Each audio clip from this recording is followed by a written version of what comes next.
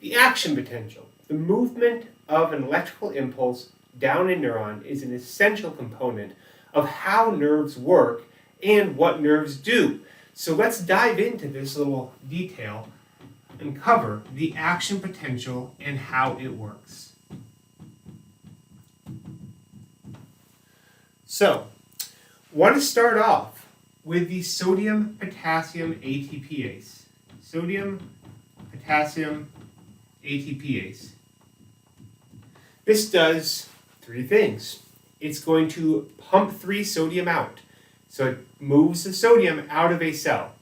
It pumps 2 potassium in. It's going to put 2 potassium back in the cell. And it uses an ATP molecule, converting ATP to ADP. What this means is it is taking energy to move that sodium out and move that potassium in. When it does so, it is going to create an electrochemical gradient. It's electro because we're going to put 3 positives in and let 3 positives out, let 2 positives in. That's a net 1 positive on the outside, so that's an electro gradient. It's a chemical gradient because we're moving potassium in and we're moving sodium out. So this is chemical gradients. What happens is when 3 sodium go out, they want to come back in. When 2 potassium go in, they want to go back out. But it's the want to go back out that we're really going to look at, because the cell will allow potassium to go back out. It will allow potassium to go back out until the potassium is foiled by the positive charge on the outside. So potassium wants to go down its chemical gradient because there's more potassium on the inside than the outside, but it doesn't want to go up its electric gradient because there's more positives on the outside than negatives. So you create this electrochemical gradient where eventually this is going to come at some level of equilibrium known as resting potential. So this is a resting potential is going to be about negative 70 millivolts. That's when the potassium is no longer wanting to go outside because it's too positive outside. It does want to go outside because it wants more, it's too much potassium on the inside. The sodium definitely wants to come inside. And one thing about this resting potential is it's not entirely stable. It wants to let those sodiums in. And if those sodiums could get in, the whole positive charge would come in. So if only there were a way to let that sodium all come in at once. And we're going to circle back to that. Beforehand, I want to cover certain terms. So we're going to cover these pretty quickly. You have a resting potential of negative 70 millivolts. If you make this less negative, then you are depolarizing. So it went from negative 70 to negative 50. It went from negative 70 to negative 50. It is less negative, and that is depolarizing. The opposite of that, of course, is hyperpolarizing. And that is if you go from negative to more negative. So it went from negative 70 to negative 90. That is becoming more polar, so it's hyperpolarizing. Now this can happen in a couple of different ways. First you have what's called a graded potential. And a graded potential is some small change that is less than what we'll later call an action potential. A graded potential is those small changes that I have mentioned. Negative 70 to negative 50, negative 70 to negative 90, these are graded potentials. They're small things, but you can add them up. So that's what's called summation, and it sounds very similar to what we saw with muscles because it is. So the summation here is if you have the negative 70 to negative 50, you have a depolarizing change, and you have the negative 70 to negative 90, that's a hyperpolarizing change. Those would sum up to no change. And that would prevent any information from actually coming down. So sometimes you have this bit of information coming down and another bit, and they cancel each other out. However, if you start adding them together, so it goes from negative 70 to negative 50, and negative 50 to negative 30, that might create something called an action potential, which is going to be a much larger depolarization.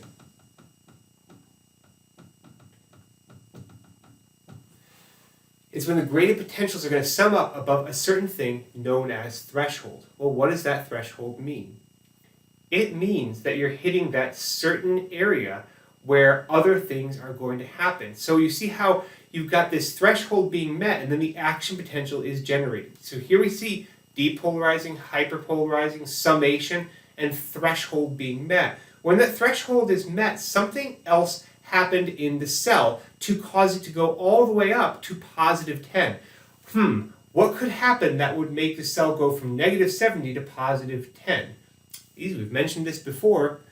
That's the opening of what's called voltage-gated channels. So these voltage-gated channels open at a certain voltage.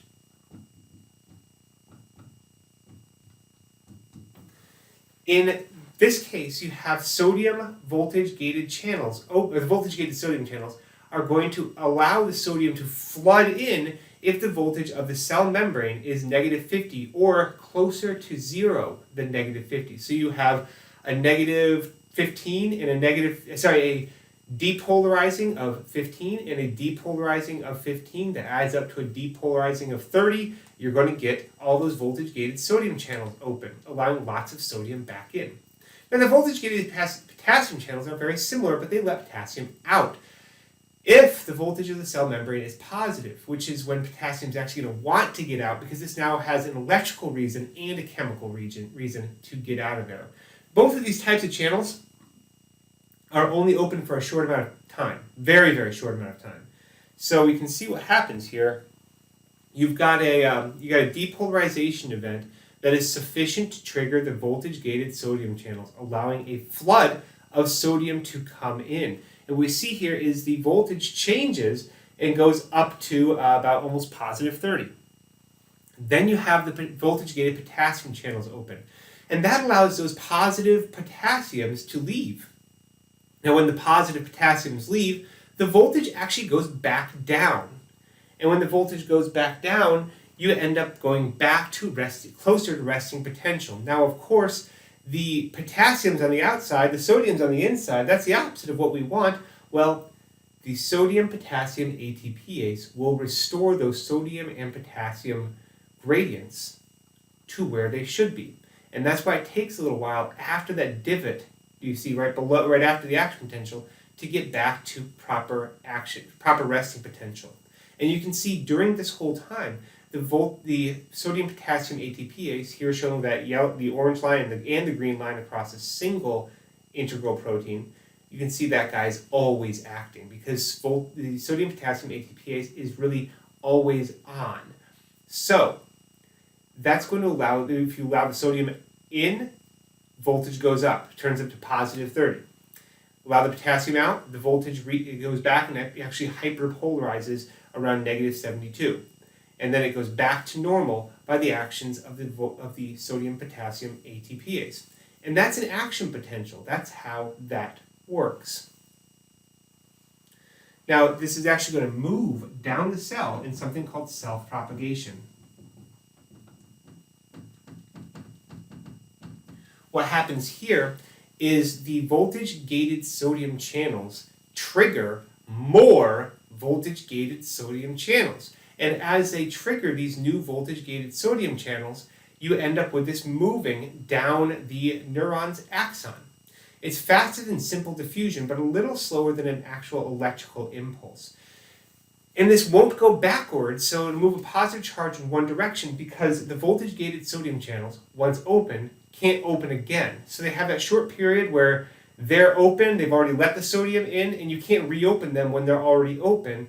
And the potassium channels are acting at the same time, and the things aren't back at your equilibrium just yet, so you can't have two action potentials at the same time traveling on top of one another.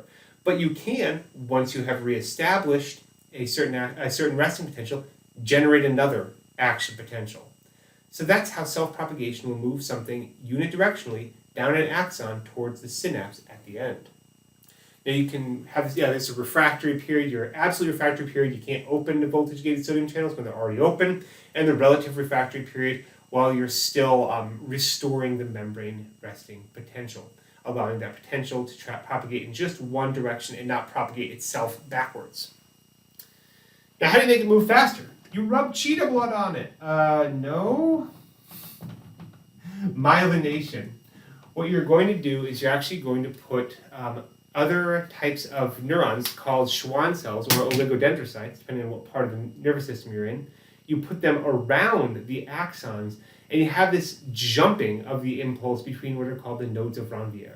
So this jumping of these impulses allows the signal to actually travel faster than it would normally. It's still not as fast as an electrical impulse, but it's very fast indeed, allowing your brain to work a lot faster than it would if these were unmyelinated.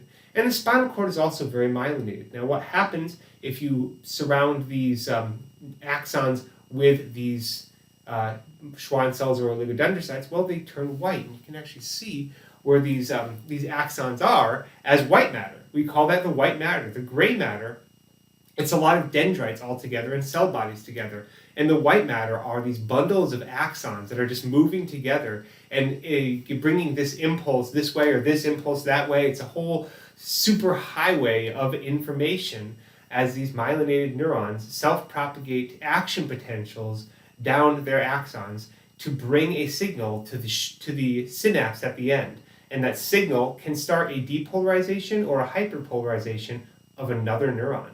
And thus information is transferred between one neuron and another.